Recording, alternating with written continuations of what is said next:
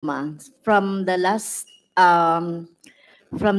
committee hearing po, talagang very emotional kayo.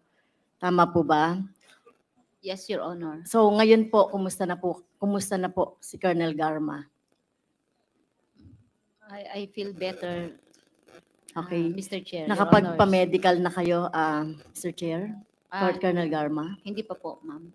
Hindi pa. Maybe within this week, Mr. Chair, Your Honor. Okay. So nasa detention ka pa rin, di ba? Yes, Your House. Dito kasi sa, dito sa yung affidavit, yung supplemental affidavit mo, bakit ka nag-supplemental affidavit po? That is a more detailed experience ko po sa Davao City po, Mr. Chair, which is hindi ko po na-explain sa first affidavit po. Okay. So, ang sentro kasi ng affidavit mo, yung first affidavit mo, Mr. Chair, ay yung tungkol doon sa reward system at yung pagbubuo ng something like task force or team, no? To start yung tinatawag na war on drugs on a national scale using the Davao model. So yun yung pinakabuod at ipinakita mo dito through a flow chart kung paano yung flow ng nung reward system. Tama po. Yes, Your Honor. Ayan. Doon sa affidavit mo, dito ngayon sa affidavit mo, naging familiar ka ng, alam mo na ngayon yung Davao Death Squad. Kasi nandito sa number 5, I became aware of the so-called Davao Death Squad through various sources during my assignment in Davao. It was a common knowledge among officers that all station commanders had special teams designated for special operations. Although it did not know the identities of these teams, culture of silence prevailed among police office in the Davao regarding such matters. So, ano katungkulan mo dito sa Davao City nung nalaman mo po yung DDS? Nung pong bagong assign pa lang po ako, siguro mga 2 years or 3 years after, narinig ko na po yung word na DDS of Davao Death Squad. But it's more on naririnig ko lang po at nag-observe lang po ako because during that time, I am a junior officer and my position is just focused on handling a specific section in the main office po. And that is the women's desk? Tama po ba? Yes, Your Honor. Okay. So, itong mga special teams na ito, yung operational teams na ito, ay hindi mo kilala? Hindi mo po, pa kilala? Hindi ko kilala kasi po, nasa main office lang ako, maliit lang po yung section ko. And these are spread sa mga different stations and medyo tago po when they work, Your Honor. Okay. So, that was sometime in 1999. Yung first, assignment mo sa Davao. Yes, mga ganun pong mga taon po. Okay. And then, you have witnessed the existence of a reward system. Yes, Your Honors. So, pwede mo bang ikwento itong sinasabi mong existence of a reward system? O yun na ba yung nasa flowchart mo? O yung nandoon sa first affidavit? Hindi po. So, ano ibig sabihin nitong reward system na nakita mo na nag-exist pala?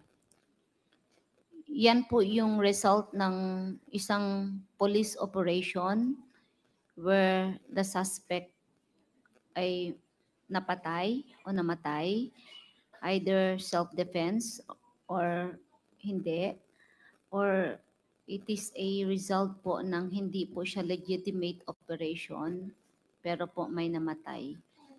And may natatanggap pong specific amount mismo na-neutralize po. Mismo doon sa station where you were assigned? When I was in the station, I was able to validate the existence of such system po. So ito nga po yung sa Santa Ana Police Station, Yes, Your yung Honor. number 6 on your affidavit, no? Okay, so as a station commander, hindi mo alam itong mga operation na to. Hindi siya legitimate operations. Legitimate po ang mga yan. Yun nga po, pag na-neutralize po, meron pong 20,000 kang matatanggap. Pero kung nahuli mo, siguro kung hindi po kami na-engage at nahuli namin po siya, wala po. It's just refund of the operational expense po. Okay. So 20,000. So meaning parang street ano lang to, no? Drug personality. Tama. Hindi lang po drug personality. Sometimes those habitual offenders or recidivists na involved in mga akyat bahay, hold up, or Pati snatching. ganon, merong rewards. Kasama, Pag kasama ba sa rewards yung mga napapatay, naakyat bahay? Receive- Opo, Your Honor. Okay. So parang naano rin ako doon, ano? Pati yung mga ganong petty. Those na mga- Your Honor, those Pati yung mga petty identified, crime na ganon, akyat bahay, theft, Your Honor, it appears to be petty, but these are habitual habitual. and recidivist po. Okay, pero siyempre 'di ba sa terms of engagement, sana wala namang pinapatay, hinuhuli at pinapanagot sa justisya. Yes, Your Honors. Okay. So, as a commander, station commander, alam mo tong nangyayaring ito na legitimate operation, may napapatay. Meron bang na-inquest or na-demanda ng mga pulis involved doon sa pagkamatay ng mga suspects? Wala akong maalala, Your Honor. Why? 'Di ba as a station commander, 'di ba dapat accountable ka or what you have the obligation na since may namatay, whether whether it is ay talamak na akyat bahay or whatever yung kaso, 'di ba dapat pag may namamatay may inquest or merong investigation? Yes, Your Honor, supposed to be if there is a discharge of firearms or death of the suspect, the IAS is mandated under Republic Act 8551 to conduct a automatic investigation. Did you not recommended any investigation to the IAS? I cannot because it is my unit who is involved. Supposed to be, it is a automatic duty of the IAS as mandated in RA 8551. Basta po may discharge of firearm, may death, or meron pong violation of human rights like seriously injured yung suspect. There's no need for a memo requesting the IAS to investigate. Under the law po, it is automatic.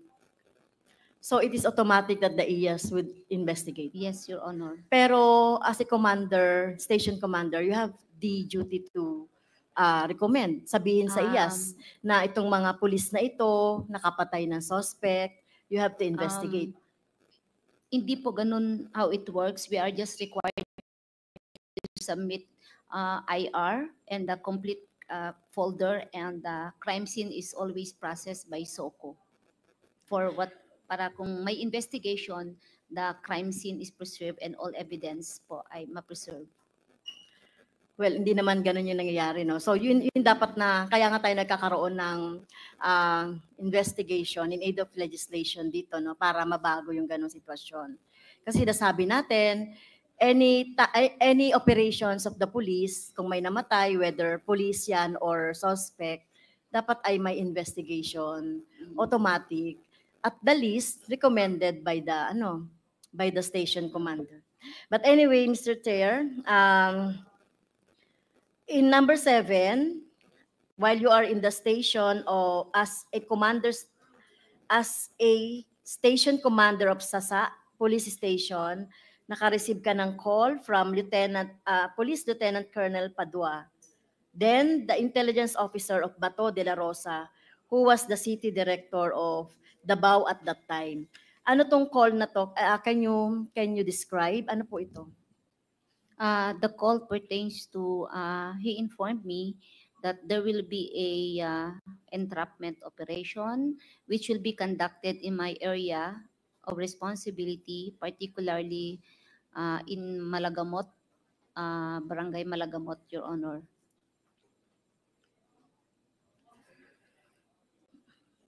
Okay. Anong operation ito?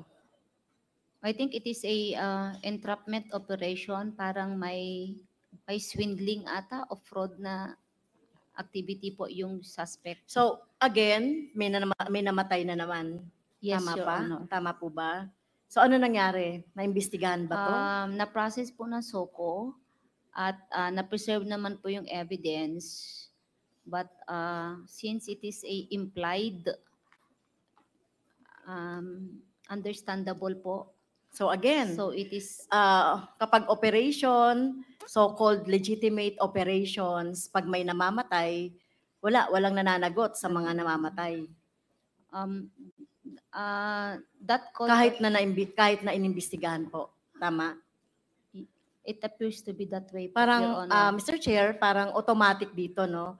Kapag may operation, legitimate or not, may namatay, just may report lang, and then kung iimbestigahan ng IAS, hanggang doon na lang. Your Honor, Opo. unless po the relatives of the victim will file cases po. Okay. Pero hindi lang ganon. Kasi Yes. tayo po as government official, may responsibilidad tayo sa anumang nangyayari sa ating mamamayan. Lalong-lalo na ang mga pulis, di ba? To serve and protect yung ating mga kababayan. Kahit na kriminal yan o hindi, you serve and protect. And to give justice, di ba? Or kung nagkaroon ng excessive force or whatever, di ba? So, so tingin mo merong mali doon sa sistema sa police as regards to that? Yes, Your Honor. Na kailangan natin baguhin yung ano no. It is true, Your Honor. Okay. Ito po bang Police Lieutenant Colonel Padua nasa service pa rin? Yes, Your Honor. Okay. So ito rin meron din dito isa na namang parang operations sa Sasa, Barangay Captain, nag-report ng akyat bahay. Ano po ang nangyari dito? Pakikwento nga po, Colonel. Yes po, that is a legitimate operation.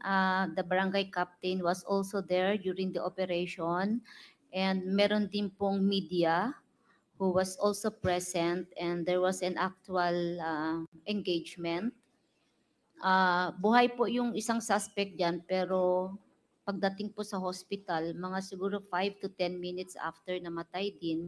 And then may isa po na nakatakbo, pero may sugat po. And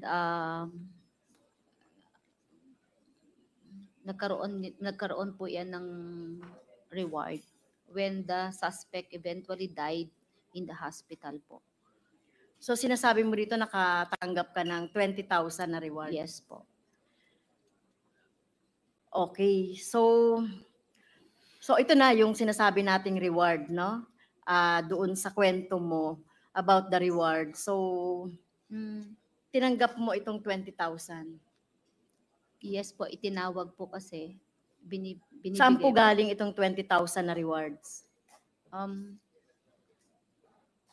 Sinabi mo kay Boy Alce? Yeah. Sergeant, from Sergeant Suan, provided by Boy Alce. Sino po ba itong mga to? Boy Alce is a retired police officer. Kilala po siya sa area ng Sasa.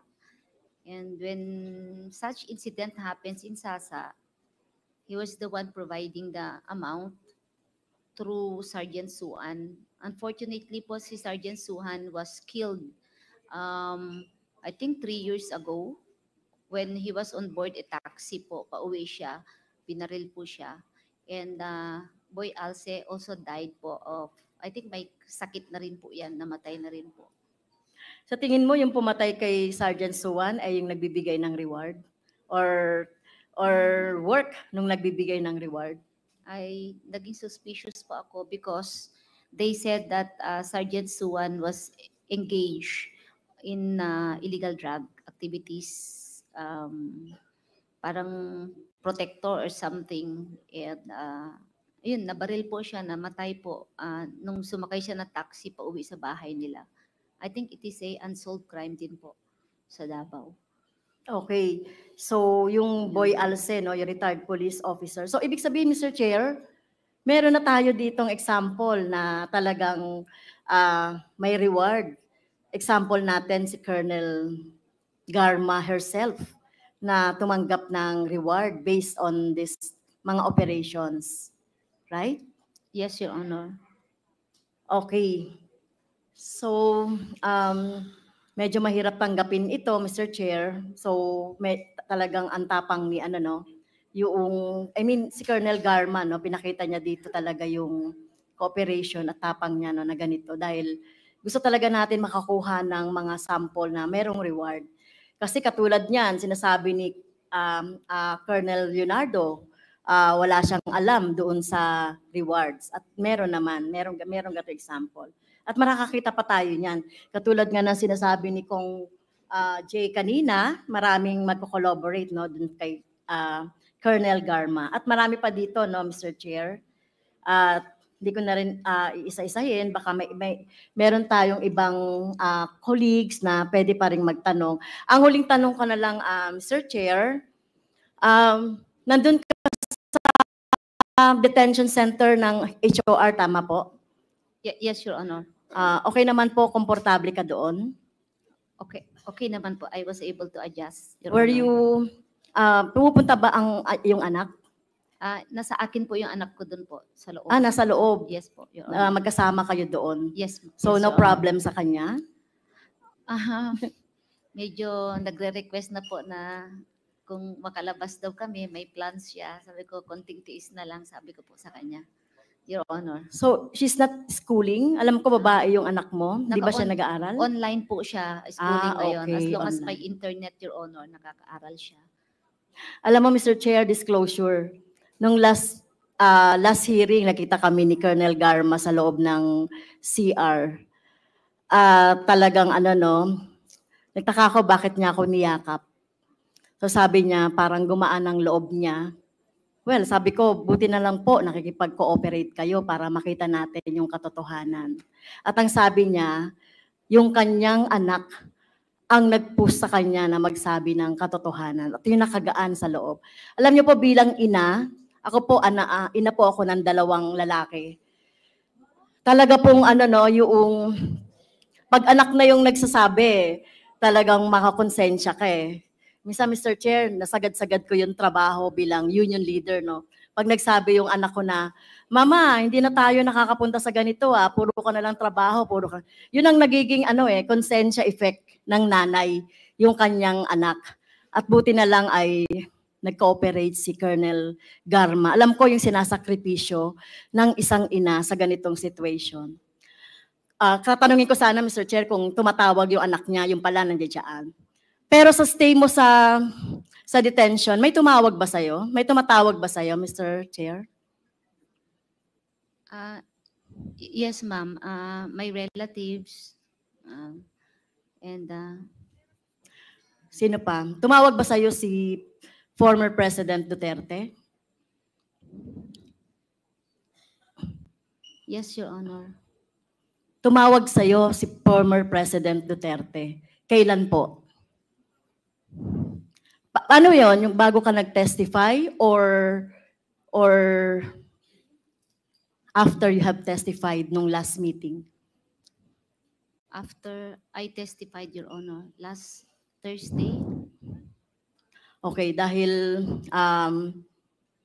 tumawag siya sa'yo, no? So, ibig sabihin, may number pa sa'yo si President Duterte, former President Duterte. O hindi ka nagpalit ever ng number mo mula noong... Nagpalit po ako ng number. Actually, yung number ko is just more than 1 year pa lang na ginagamit ko to, Your Honor. Yung number ko. I think he's very resourceful naman siguro kaya nahanap yung number ko, Your Honor. Ilang beses tumawag sa'yo si former President Duterte? Once po. Once. Yes, Your Honor. Pwede bang malaman kung ano sinabi sa'yo ni former President Duterte? He just explained why Iglesia ni Cristo yung hinanap niyang officer. So that's why hinanap mo si Colonel Leonardo? In-explain niya sa akin why Iglesia ni Cristo po yung pinahanap. Bakit daw, Mr. Speaker? Mr. Chair. Your Honor, ang sabi niya is mapagkakatiwalaan sa pera ang Iglesia ni Cristo. So, ibig Kasi sabihin, may- dahil siya na mismo nagsabi na mapapagkatiwalaan sa pera. So, ibig sabihin,